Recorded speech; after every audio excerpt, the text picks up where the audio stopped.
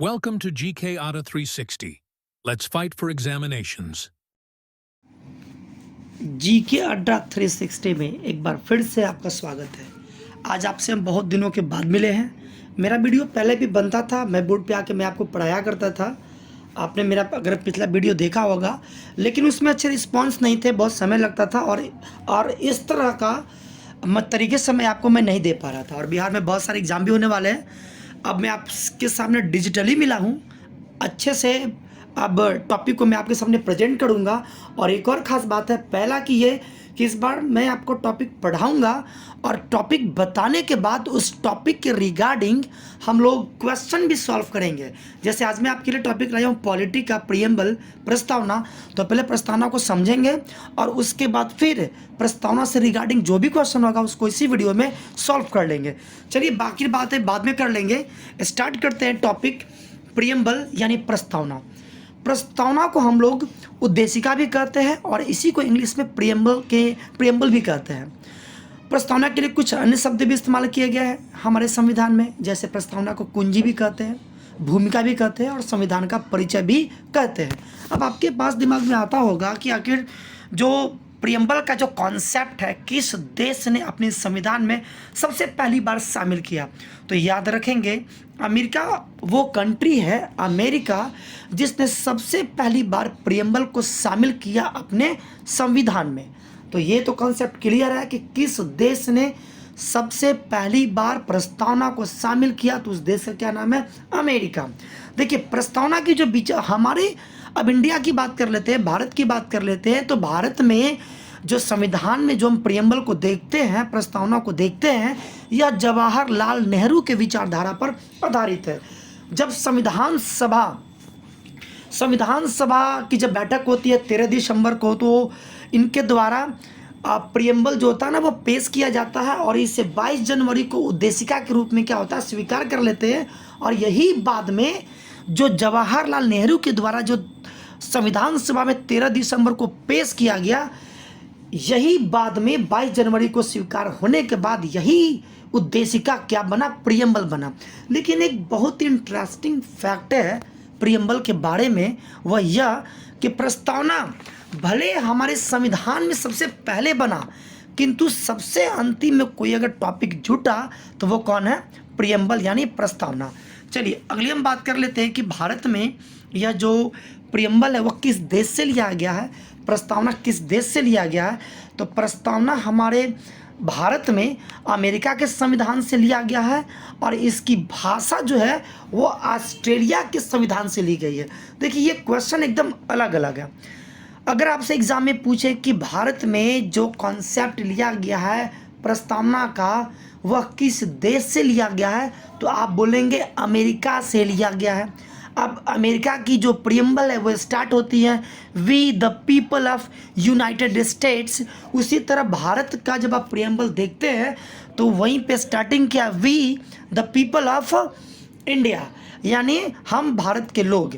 तो प्रीएम्बल भारत के संविधान में लिया गया है अमेरिका से, लेकिन इसकी जो भाषा है वो ऑस्ट्रेलिया के संविधान से क्या है? प्रेरित है। तो ये 2 पॉइंट याद रखेंगे, लिया गया प्रीएम्बल अमेरिका से, किंतु इसकी भाषा जो है वो ऑस्ट्रेलिया के संविधान से ली गई है।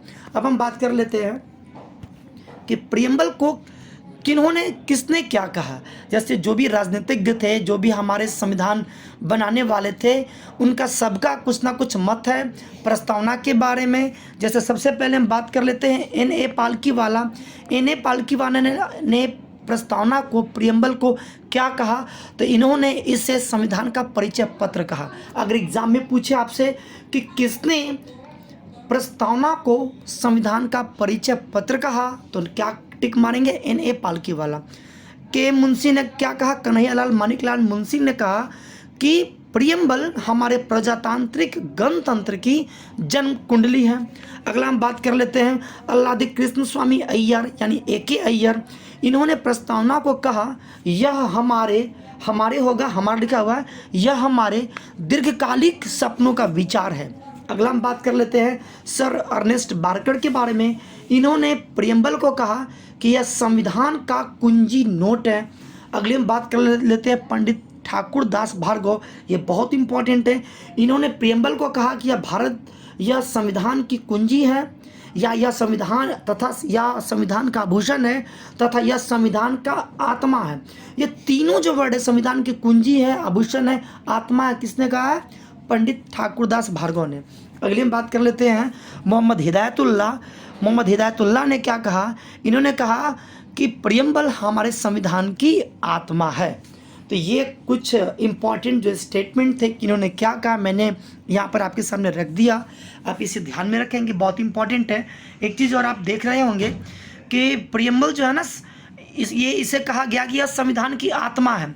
और ये दोनों नाम आपको देखने के लिए मिलेगा, पंडित ठाकुरदास भार्गव भी और मोहम्मद हिदायतुल्लाह भी।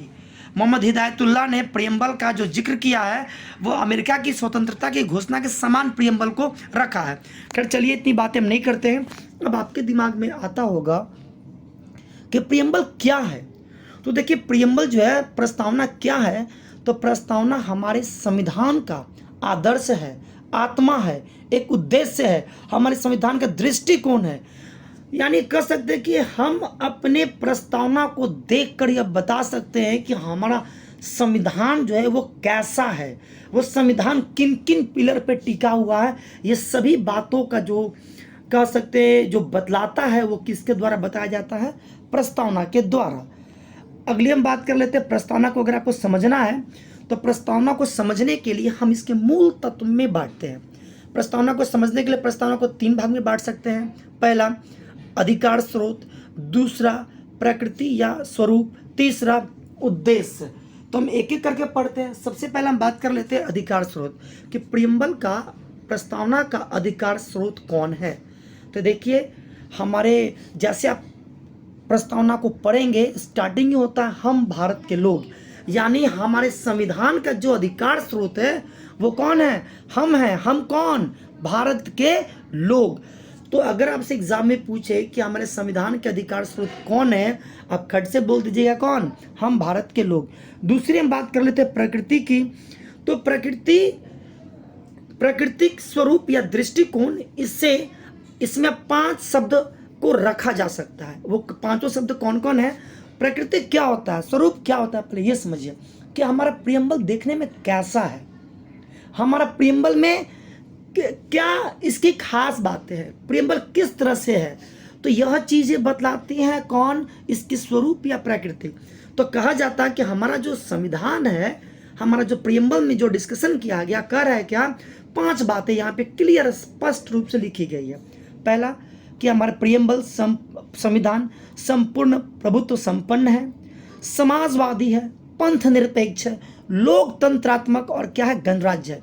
यानी सोवर्जिन है, सोशलिस्ट है, सेकुलर है, डेमोक्रेटिक एंड रिपब्लिक है।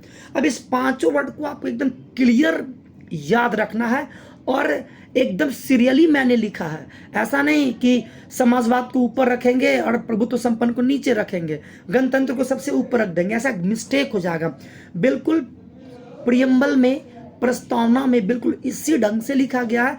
आप इस 5 को एकदम लाइन से याद कर ले, एक टोन में, कि संपूर्ण प्रभुत्व संपन्न, समाजवादी, पंथ निरपेक्ष, लोकतांत्रिक, गणराज्य, ये एक साथ में। आइए हम एक एक करके सबके बारे में काफ़ी हम लोग डिटेल से पढ़ते हैं हम लोग। चलिए, सबसे पहले हम बात कर लेते हैं कि आखिर संपूर्ण प्रभुत्व संपन्न यानी सोवर्जिन का मतलब क्या होता है। तो सोवर्जिन का देखिए मतलब क्या होता है। सोवर्जिन किसे कहते हैं? कि वो कोई भी कंट्री, अगर जो देश या राज्य प्रभुत्व संपन्न है, इसका मतलब है कि वह आंतरिक तथा विदेशिक मामले का निर्णय स्वयं रूप से लेने में सक्षम है, अर्थात वह देश किसी अन्य देश पर निर्भर नहीं है। तो भारत एक क्या है? संपूर्ण प्रभुत्व संपन्न है। इसका मतलब क्या है? कि भारत किसी भी डिसीजन के लिए किसी अन्य कंट्री पर निर्भर नहीं है। ये अपना चाहे इंटरनल मैटर हो या एक्सटर्नल मैटर हो, ये सब का डिसीजन भारत क्या होगा? खुद से लेगा। दूसरा हम बात कर लेते हैं समाजवाद की, है ना। तो भारत में जो समाजवाद है वो लोकतांत्रिक समाजवाद है। क्या समाजवाद है? लोकतांत्रिक। आप यहाँ पर देखेंगे कि यहाँ पर सार्वजनिक और निजी दोनों साथ साथ देखने को क्या होता है? मिलता है। दोनों क्या होता है? साथ साथ देखने को मिलता है। लेकिन आप देखेंगे समाजवाद में तो हमारे समाजवाद में गांधीवादी की तरफ झुकाव कुछ ज़्यादा देखने को मिलता है। अगली हम बात कर लेते हैं पंथ निरपेक्ष या धर्मनिरपेक्ष की। तो धर्मनिरपेक्ष क्या होता है? आप एक सेकुलर मतलब क्या समझते हैं? तो सेकुलर का मीनिंग क्या होता है? वीडियो पॉज कीजिए और खुद बताइए कि सेकुलर का मतलब क्या होता है। अब आप कहेंगे कि जहाँ कुछ भी जवाब दे सकते हैं, लेकिन चलिए मैं एक बात बता देता हूँ। धर्मनिरपेक्ष कोई पंथ निरपेक्ष कहते हैं और जिसे हम इंग्लिश में सेकुलर कहते हैं। धर्मनिरपेक्ष किसे कहते हैं? तो वो कोई भी राज्य जिसका कोई अपना कोई धर्म नहीं होगा, हम उसे क्या कहते हैं? पंथ निरपेक्ष या धर्मनिरपेक्ष राज्य। तो भारत क्या है? एक धर्मनिरपेक्ष राज्य, एक देश है। इसका मतलब क्या है कि भारत का कोई अपना राष्ट्रीय धर्म नहीं है, यानी भारत का कोई भी अपना क्या है? धर्म नहीं है। ये मतलब है धर्मनिरपेक्ष का। यहाँ पर सभी धर्मों का समान क्या आप कह सकते हैं क्या मान्यता है। आप किसी भी धर्म को आप क्या मान सकते हैं, ये पूरी आपको आज़ादी है। अगली हम बात कर लेते हैं लोकतंत्रात्मक। डेमोक्रेटिक का मतलब क्या होता है?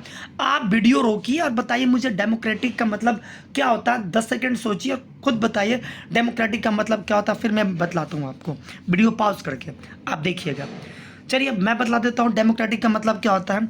डेमोक्रेटिक कोई अगर कंट्री लिखता है, कोई अगर राज्य लिखता है कि मैं डेमोक्रेटिक हूँ, मतलब क्या होता है कि जो राज्य की जो शासन संचालन की जो शक्ति है, जो संप्रभुता है, उस देश के क्या होता है? उस देश के, उस राज्य के जनता के हाथों में निहित होती है। अर्थात राज्य संचालन की शक्ति जो होगी वो जनता के हाथों में निहित होगी। ये मतलब है डेमोक्रेटिक, यानी वहाँ की जनता सर्वोपरि होगी। वहाँ की जनता ही क्या होगी कि शासन संचालन हेड होगा। अब एक बात है लोकतांत्रिक की हम बात कर लेते हैं, थोड़ा बहुत समझिएगा। तो लोकतांत्रिक दो होता है, एक होता है प्रत्यक्ष और एक होता है अप्रत्यक्ष। अब हम बात कर लेते हैं अप्रत्यक्ष की। तो ये भारत में जो लोकतांत्रिक वो अप्रत्यक्ष है। किस तरह का है? किसे कहते हैं अप्रत्यक्ष लोकतंत्र? तो वैसे लोकतंत्र जिसमें कहा गया कि लोगों द्वारा चुने गए जो प्रतिनिधि होते हैं वो सर्वोच्च शक्ति का इस्तेमाल करते हैं, और लोग जिस प्रतिनिधि को चुनता है वही कानून बनाते हैं, वही सरकार बनाते हैं, वही अपनी शक्ति का इस्तेमाल करते हैं। इसे क्या कहते हैं? लोकतंत्र। किस तरह का लोकतंत्र? अप्रत्यक्ष। और इस अप्रत्यक्ष लोकतंत्र को हम लोग प्रतिनिधि लोकतंत्र के नाम से भी जानते हैं। अब ये जो प्रतिनिधि जो लोकतंत्र है, ये अप्रत्यक्ष जो लोकतंत्र है, यह भी दो तरीका का होता है। एक होता है संसदीय लोकतंत्र और एक होता है राष्ट्रपति के अधीन लोकतंत्र। तो भारत की हम बात कर लेते हैं। भारत में संसदीय लोकतंत्र है।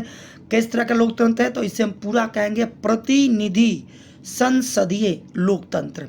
तो मुझे लगता है आपको लोकतंत्र का कॉन्सेप्ट समझ में आ चुका होगा। नहीं समझ में आया तो एक लाइन याद कर लीजिए, वह देश, वह राज्य जहाँ पर सारी शक्ति जनता के हाथ में निहित होती है, वह कहलाता है लोकतंत्र। अगली बात है गणराज्य। गणराज्य का मतलब क्या होता है? तो देखिए गणराज्य का मतलब होता है कि head of the state is elected by the people, यानी राज्य का प्रमुख जनता के द्वारा चुना गया हो, राज्य का प्रमुख जनता द्वारा निर्वाचित हो। हम भारत की बात कर लेते हैं तब प्रधानमंत्री। तो देखिए प्रधानमंत्री, एक स्टेट की बात कर लेते हैं मुख्यमंत्री। तो जो मुख्यमंत्री की इलेक्शन होती है इसमें कौन पार्टिसिपेट करते हैं? जनता। तो यानी यहाँ पे यह सरकार कौन निर्माण कर रही है? जनता। फिर लोकसभा का इलेक्शन होता है, देखते होंगे लोकसभा के इलेक्शन में फिर पीएम बनते हैं, ये भी किसके द्वारा चुना जाता है? जनता के द्वारा। अब कहेंगे भारत के प्रथम नागरिक राष्ट्रपति। तो देखिए राष्ट्रपति का भी निर्वाचन जो होता है वो जनता करती है, लेकिन किस तरीके से करती है? अप्रत्यक्ष रूप से। कैसे? आप जिससे चुनते हैं, जिस प्रतिनिधि को चुनते हैं वो कहलाता है प्रत्यक्ष निर्वाचन, और आपके द्वारा जो चुना गया प्रतिनिधि, आपके द्वारा चुने गए प्रतिनिधि अगर किसी को चुनते हैं तो वो क्या कहलाता है? अप्रत्यक्ष, है ना, अप्रत्यक्ष निर्वाचन। तो देखिए राष्ट्रपति के इलेक्शन में इनडायरेक्टली रूप से लोग ही चुनते हैं, क्योंकि आप जिसे चुनते हैं वो व्यक्ति राष्ट्रपति के इलेक्शन में पार्टिसिपेट करते हैं। इसका मतलब क्या हुआ कि जो राष्ट्रपति भी है वो भी अप्रत्यक्ष रूप से जनता के द्वारा चुने गए हैं। यानी गणराज्य का मतलब होता है कि head of the state is elected by the people, राज्य के प्रमुख जनता के द्वारा चुने गए हों, प्रत्यक्ष या अप्रत्यक्ष रूप से। तो मुझे लगता है ये चीज़ें आपको स्वरूप समझ में आ चुकी होंगी। आप याद रखेंगे, संपूर्ण आप वीडियो को पॉज कर लेंगे, पहले पांचों वर्ड का मतलब क्लियर कर लेंगे, फिर आप याद करेंगे कि एक साथ कि लाइन से कि पहले संपूर्ण, प्रभुत्व संपन्न, फिर समाजवाद, फिर पंथ निरपेक्ष, फिर लोकतंत्रात्मक, अगेन गणराज्य। चलिए अगली हम बात कर लेते हैं तीसरा पॉइंट की उद्देश्य, है ना। तो उद्देश्य बहुत इंपॉर्टेंट है। आप हमारे संविधान का बिल्कुल उद्देश्य एकदम क्लियर, स्पष्ट रूप से एकदम देखने के लिए आपको मिलेगा। प्रियम्बल पढ़ेंगे तो हमारा उद्देश्य है कि भाई हमारा जो प्रियम्बल है उसमें न्याय की बातें की गई है, उसमें स्वतंत्रता की बातें की गई है, उसमें समानता की बातें की गई है। पहला पॉइंट हम आते हैं न्याय की बात, है ना। तो हमारे प्रियम्बल में, हमारे प्रस्तावना में 3 तरह की न्याय की बात की गई है। कौन कौन? Social, economic and political. यानी हमारी प्रस्तावना में 3 तरह की न्याय की बातें की गई हैं, सामाजिक, आर्थिक, राजनीतिक। आपसे एग्जाम में पूछ सकता है कि कौन सा शब्द हमारे प्रियम्बल में इस्तेमाल नहीं किया गया या किया गया है।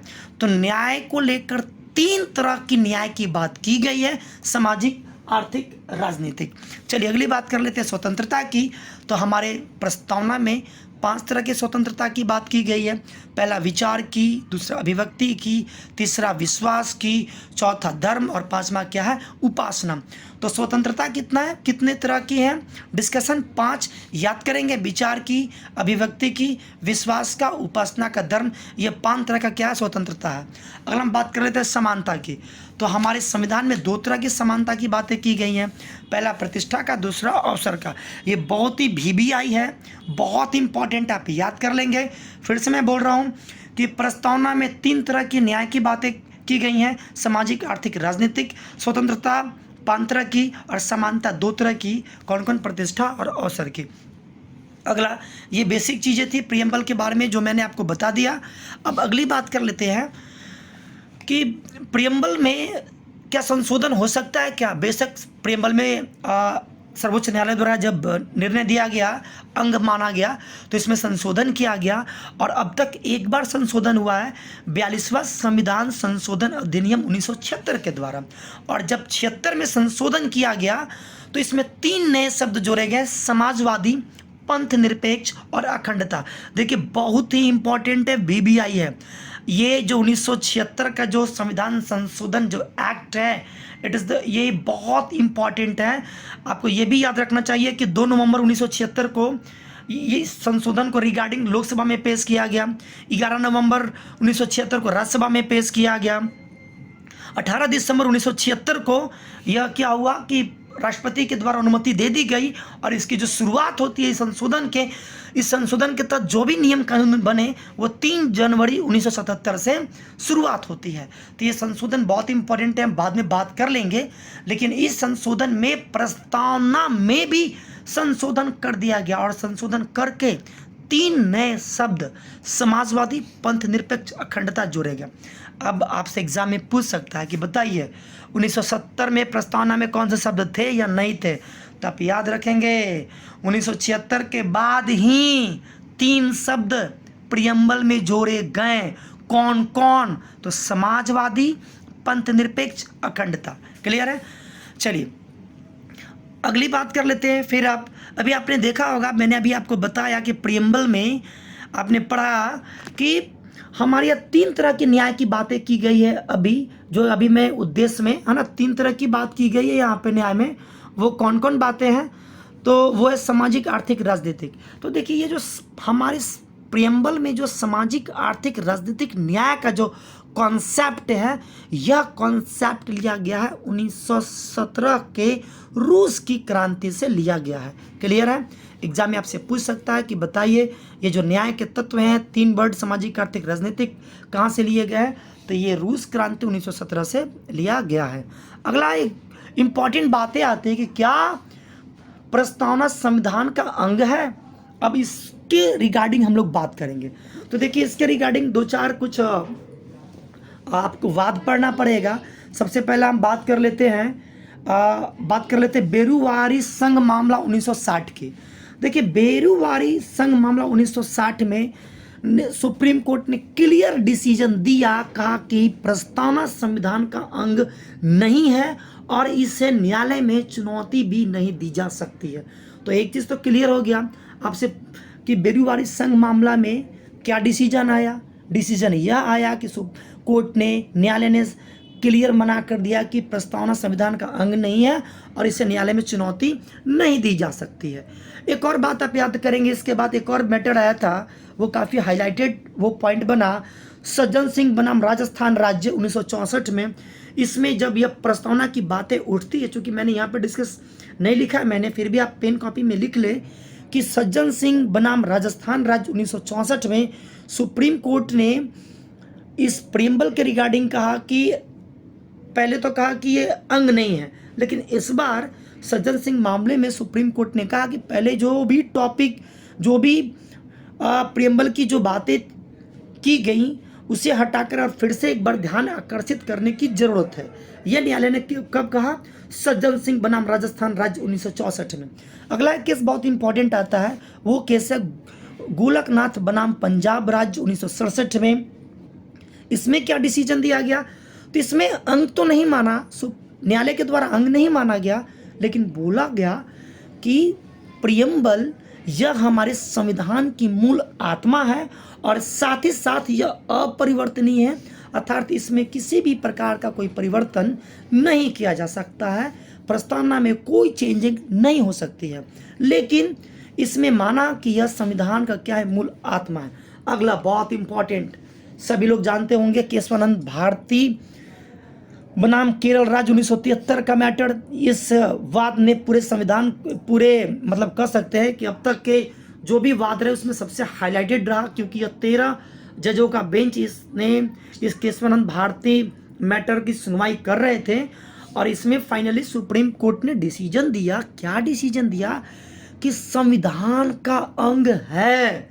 देखिए, अभी आपने पढ़ा कि बेरूवारी में बोला गया 1960 में, माननीय सुप्रीम कोर्ट के द्वारा डिसीजन दिया गया क्या? कि अंग नहीं है, लेकिन केशवानंद भारती बनाम केरल राज्य में न्यायालय ने माना कि यह संविधान का अंग है ना, और जब संविधान का अंग है तो इसमें संशोधन हो सकता है ना, और इसी डिसीजन के कारण सबसे पहली बार 1976 में हमारे प्रियम्बल में अब तक एक बार संशोधन कर दिया गया। कुछ अगले इंपॉर्टेंट भी कुछ आते हैं वाद, जैसे एक और मैं आपको वाद बता देता हूँ, मैंने लिखा नहीं है, जैसे एसआर बम्बई, वो बहुत इंपॉर्टेंट है, वो बीबीआई है। एसआर बम्बई 1994 के मामले में भी माना गया कि प्रस्तावना संविधान का अभिन्न हिस्सा है।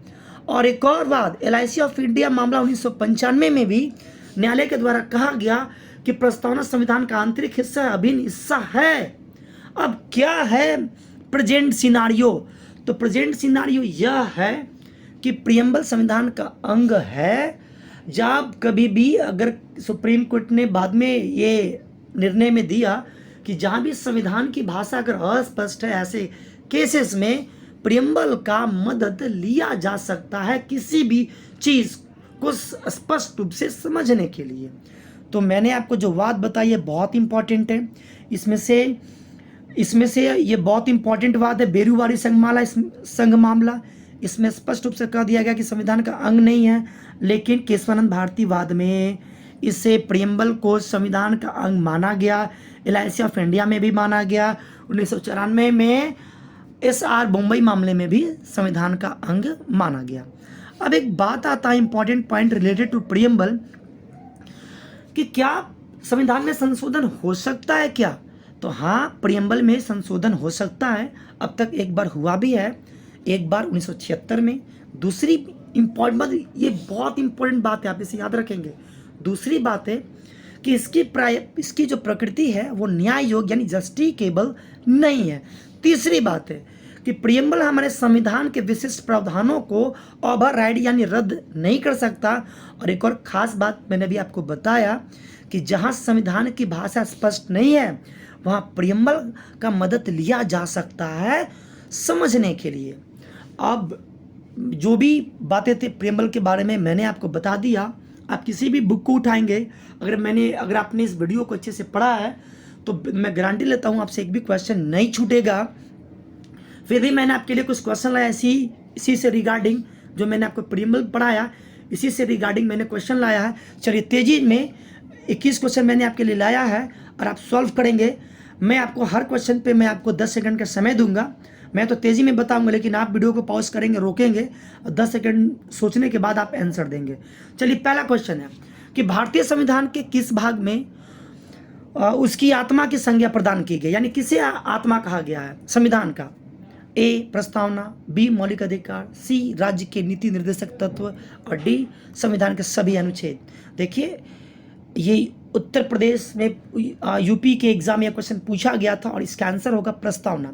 बहुत सारे जैसे पंडित ठाकुरदास भार्गव ने भी, हिदायतुल्लाह ने भी इसे क्या कहा है, प्रियम्बल को संविधान की आत्मा। राइट आंसर क्या होगा? ए। अब आपके दिमाग में आ रहा होगा कि नहीं आर्टिकल 32, नहीं ऐसा मिस्टेक मत कीजिएगा, राइट आंसर ए होगा। अगला है धर्मनिरपेक्ष राज्य का अर्थ क्या है? देखिए धर्मनिरपेक्ष किसे कहते हैं, तो मैंने आपको बताया कि वैसा राज्य है ना जिसमें क्या होता है, जिसमें कोई राजकीय मतलब राज्य का कोई अगर अपना राजकीय धर्म नहीं है तो वो क्या धर्मनिरपेक्ष राज्य है। तो ऑप्शन ए राज्य सरकार सभी धर्म के खिलाफ, गलत। बी राज्य सरकार द्वारा एक धर्म को स्वीकार करना, गलत, मैंने क्लियर कहा कि कोई धर्म नहीं होगा। सी उस राज्य सरकार द्वारा किसी धर्म को स्वीकार नहीं करना, बिल्कुल राइट आंसर, कि उस राज्य का अपना कोई धर्म नहीं होना। आंसर, इसका आंसर क्या होगा? Right answer is C. अगली हम बात कर लेते हैं, निम्न में से वो कौन से शब्द है जो 42वां संविधान संशोधन द्वारा है ना संविधान के उद्देशिका यानी प्रस्तावना प्रियम्बल में जोड़ा गया। तो देखिए 42वां संविधान संशोधन 1976 द्वारा 3 शब्द जोड़े गए। कौन कौन? समाजवादी, पंथ निरपेक्ष और कौन कौन था? समाजवादी, पंथ निरपेक्ष और अखंडता, यही 3 शब्द थे। अब देखिए तो यहाँ पे 2 ऑप्शन दिया हुआ है। धर्मनिरपेक्ष तो हाँ होगा, लेकिन लोकतांत्रिक नहीं होगा, प्रभुत्व संपन्न नहीं होगा, समाजवादी धर्मनिरपेक्ष, यानी राइट इसका आंसर क्या होगा? इसका भी राइट आंसर क्या होगा? सी। अगली बात है प्रस्तावना में कितनी बार संशोधन किया गया है? मैंने आपको बताया कि आप मेरी वीडियो को सुने होंगे, आपको पता चल चुका होगा, मात्र 1 बार संशोधन हुआ है। वो कब हुआ है? 1976 में। तो इसका राइट आंसर क्या होगा? ए। अगली हम बात कर लेते हैं कि भारत एक गणतंत्र है, इसका अर्थ क्या है? ए सभी मामलों में अंतिम अधिकार जनता के पास है। बी भारत में संसदीय शासन व्यवस्था है। सी भारत में वंशानुगत शासक नहीं है। डी भारत राज्यों का एक संघ है। बहुत इंपॉर्टेंट है। देखिए इसका राइट आंसर आपके दिमाग में या तो ए आता होगा या तो सी आता होगा। देखिए लेकिन याद रखिएगा कि सभी मामलों में अंतिम अधिकार जनता के पास नहीं है, ये भी आपको लगता होगा, लेकिन इसका राइट आंसर क्या होगा? इसका राइट आंसर सी है। पता है मैंने क्या कहा? गणतंत्र का मतलब क्या होता है कि मतलब head of A state elected by the people, यानी राज्य का प्रमुख लोगों द्वारा चुना गया हो, यानी वो वंशानुगत शासक नहीं हो। उसे किसने चुना हो? जनता। तो राइट आंसर क्या होगा? सी। अगला क्वेश्चन नंबर सी की बात कर लेते हैं कि निम्नलिखित में से कौन सा शब्द भारत के संविधान की उद्देशिका में नहीं है? तो ए समाजवादी है, बी पंथ प्रभुत्व संपन्न है, बी पंथ निरपेक्ष है, डी लोक कल्याण। तो इसका क्या होगा आंसर? डी लोक कल्याण नहीं है। अगली हम बात कर लेते हैं भारत को गणतंत्र क्यों कहा जाता है? तो देख लेते हैं ऑप्शन ए इसकी विधानमंडलों में अधिकतम संख्या जनता द्वारा चुनी जाती है, गलत। यह राज्यों का एक संघ है, गलत। यह भारतीय नागरिक मूलभूत अधिकारों का उपयोग करते हैं, गलत। यहाँ राज्य का प्रमुख निर्धारित अवधि के निर्वाचित होता है, बिल्कुल सही। यहाँ पर कोई वंशानुगत नहीं है। यह हमारे यहाँ प्रधानमंत्री हो या राष्ट्रपति हो, कोई भी हो, ये क्या होते हैं? एक फिक्स टाइम पीरियड के लिए क्या होते हैं? चुने जाते हैं। तो इसका राइट आंसर क्या होगा? इसका राइट आंसर होगा डी। अगली हम बात कर लेते हैं किसने प्रस्तावना को प्रजातांत्रिक गणतंत्र का जन्म कुंडली कहा है? तो इसका तो मैंने आपको बताया था कि कन्हैया मानिकलाल मुंशी ने क्या कहा कि यह हमारे संप्रभु विचार मतलब प्रजातांत्रिक गणराज्य के क्या है? जन्म कुंडली है। अगला क्वेश्चन है 9 कि सामाजिक आर्थिक राजनीतिक न्याय के तत्वों को किस देश से लिया गया है? तो मैंने आपको अभी बताया कि ये बहुत इंपॉर्टेंट, ये जो कॉन्सेप्ट है वो कहाँ से लिया गया है? तो ये लिया गया रूस की क्रांति से। कहाँ से? रूस की क्रांति से। अगला किस वाद में प्रस्तावना को संविधान की मूल आत्मा और अपरिवर्तनीय माना है? मैंने आपको बताया कि गोलकनाथ बनाम पंजाब राज्य 1967 में न्यायालय ने डिसीजन दिया कि यह संविधान की मूल आत्मा है और क्या है, अपरिवर्तनीय है। तो राइट आंसर इज बी। अगली हम बात कर लेते हैं, किस वाद में प्रस्तावना को संविधान का अंग माना गया। ये बहुत अच्छा क्वेश्चन है आपके लिए। देखिए, ऑप्शन ए केशवानंद भारती बनाम केरल राज्य, सही है। ऑप्शन बी गोलकनाथ, नहीं। ऑप्शन सी बेरुवारी, इसमें क्लियर मना कर दिया गया। ऑप्शन डी, तो देखिए ऑप्शन डी भी सही है और ऑप्शन ए भी सही है। तो आप कहेंगे और कौन सा आंसर क्लिक करें। तो देखिए, अगर आपके पास चार में से कोई एक चुनना हो तो सबसे पहले केशवानंद भारती वाद में कहा गया कि यह संविधान का अंग है, तो राइट आंसर इज ए। लेकिन अगर आपसे दोनों ऑप्शन, अगर ऑप्शन में बोथ रहे ए एंड डी, तब आपको ए भी तो बोथ टिक करना पड़ेगा, ए बी और डी बी। क्लियर है। अगली हम बात कर लेते हैं। अगला क्वेश्चन है कि ये वर्ड भी दिया गया है कि प्रभुत्व संपन्न, समाजवादी, धर्मनिरपेक्ष, प्रजातांत्रिक, इसे अरेंज करना है ए बी सी डी के हिसाब से। यहाँ पर तो मैंने जानबूझकर मैंने अरेंज कर दिया, आप यहाँ से अरेंज कीजिए। तो सबसे पहला वर्ड क्या है, सबसे पहला वर्ड है सी, संपूर्ण प्रभुत्व संपन्न। सबसे पहले क्या, कौन सा वर्ड है, संपूर्ण प्रभुत्व संपन्न। दूसरा कौन है, समाजवादी। तीसरा कौन है, पंथ निरपेक्ष। और चौथा कौन है, लोकतांत्रिक। तो आंसर क्या होगा, होगा बी। उसके बाद क्या होगा, सॉरी सी ए, देखिए तो है कहीं पे दिया हुआ सी ए, तो उसके बाद क्या होगा, डी बी। हाँ, तो राइट आंसर कौन सा होगा, इसका राइट आंसर होगा ए। बहुत अच्छा क्वेश्चन है, ये एग्जाम में कितने बार पूछा जा चुका है। अगली हम बात कर लेते हैं कि 42वां संवैधानिक संशोधन द्वारा प्रस्तावना में कौन कौन जोड़ा गया। तो 3 शब्द जोड़ा गया, कौन कौन, समाजवाद, पंथ निरपेक्ष, अखंडता, 1 2 3। तो इसका राइट आंसर क्या होगा, राइट आंसर ए। अगली हम बातें कर लेते हैं, प्रस्ताव निम्नलिखित में से कौन भारत को धर्मनिरपेक्ष राज्य वर्णित करता है। टॉपिक पर है प्रियम्बल में स्पष्ट रूप से लिखा गया है ना, कि हमारा भारत जो है ना वो कैसा है, धर्मनिरपेक्ष होगा। ऑप्शन राइट आंसर क्या होगा इसका, देखिए एबीसीडी का नंबरिंग अलग है। संविधान के प्रस्तावना जो बी है वो राइट आंसर है। अगली बात कर लेते हैं, प्रस्तावना को कब शामिल किया गया, ये मैंने आपको नहीं बताया। जब आप प्रियम्बल पढ़ेंगे उसमें क्लियर लिखा गया है कि यह जो प्रियम्बल है ये 26 नवंबर 1949 को क्या किया गया है, अंगीकृत किया गया है। तो राइट आंसर क्या होगा इसका, डी। अगली हम बात कर लेते हैं कि निम्नलिखित शब्दों में से कौन सा शब्द 1973 में भारतीय संविधान की प्रस्तावना में सम्मिलित नहीं था। कमाल की बात है, देखिए 1973 पूछ रहा है, 1976 में 3 शब्द जोड़े गए, कौन कौन, समाजवादी, पंथ निरपेक्ष, अखंडता, है ना। अकर कौन शामिल नहीं था, तो 76 में ना, 76 के बाद ना शामिल हुआ समाजवादी, पंथ निरपेक्ष, अखंडता। तो आंसर बंधुत्व नहीं होगा, समानता नहीं होगा, प्रभुत्व नहीं होगा। डी क्या होगा, अखंडता। This is right answer. Option क्या होगा, डी। ये 1973 में शामिल नहीं था, ये कब आया, 1976 में। अगली हम बात कर लेते हैं कि अब आपको विचार करना है और इसको पढ़ना है कि कौन सा सही कॉन्सेप्ट है। ए, पंडित नेहरू द्वारा प्रस्तुत ऑब्जेक्टिव यानी उद्देशिका, ऑब्जेक्टिव प्रस्ताव उद्देशिका बना, ये क्या है, ये बिल्कुल राइट है, मैंने बताया कि उन्होंने पेश किया था, है ना, 13 दिसंबर को। अगला, इसकी प्रकृति न्याय योग्य नहीं है, बिल्कुल सही बात है। अगला, इसमें संशोधन नहीं किया जा सकता, ये तो गलत है। मैंने आपको बताया कि इसमें संशोधन किया भी जा सकता है और अब तक एक बार संशोधन भी हुआ 1976 में, ये गलत है। संविधान के विशिष्ट प्रावधानों को यह रद्द नहीं कर सकता, ओवरसीड नहीं कर सकता, बिल्कुल सही। तो 1 2 4 इसका राइट आंसर क्या होगा, option number B. Option number B इसका, दिस इज राइट आंसर। कौन कौन, 1 2 4। अगली बात करते हैं, किस वाद में प्रस्तावना को संविधान का अंग नहीं माना गया। नहीं, स्पष्ट रूप से बेरुवारी मामला में न्यायालय ने क्लियर कहा कि यह संविधान का अंग नहीं है, राइट ऑप्शन है सी। अगली हम बात कर लेते हैं, प्रस्तावना में शामिल शब्द स्वतंत्रता, समानता, बंधुता किस क्रांति से प्रेरित है। तो देखिए, स्वतंत्रता, समानता, बंधुता, यह जो है फ्रांस की क्रांति से प्रेरित है। मैंने आपको नहीं बताया, यह फ्रांस की क्रांति से प्रेरित है। फ्रांस की क्रांति पढ़े होंगे, फ्रांस की क्रांति का नारा ही था स्वतंत्रता, समानता, बंधुता। तो प्रस्तावना में ये जो शामिल शब्द है वो फ्रांस की क्रांति से प्रेरित है। अगली हम बात कर लेते हैं, प्रस्तावना किस देश से लिया गया है। मैंने आपको बताया था कि प्रस्तावना लिया गया कहाँ से, अमेरिका से, जबकि इसकी भाषा ली गई है ऑस्ट्रेलिया से। अगली क्वेश्चन देख लेते हैं, आएंगे क्वेश्चन कि प्रस्तावना की भाषा किस देश से लिया गया है, तो क्या कहेंगे, ए नंबर ऑस्ट्रेलिया। देखिए मैंने आपको सब कुछ मैंने आपको पढ़ा दिया, मैंने आपको काफ़ी क्लियरली मैंने टॉपिक लाया, टॉपिक को समझाया, समझाने के बाद टॉपिक के रिगार्डिंग क्वेश्चन भी मैंने आपको करवाए। किस क्वेश्चन आप इसी तरह से पढ़ें। बिहार में बहुत सारे एग्ज़ाम आने वाले हैं, इस बार आप मत चूकिएगा, क्योंकि बार बार इतने अच्छे मौका नहीं मिलेंगे और बहुत सारी वैकेंसीज आने वाली है।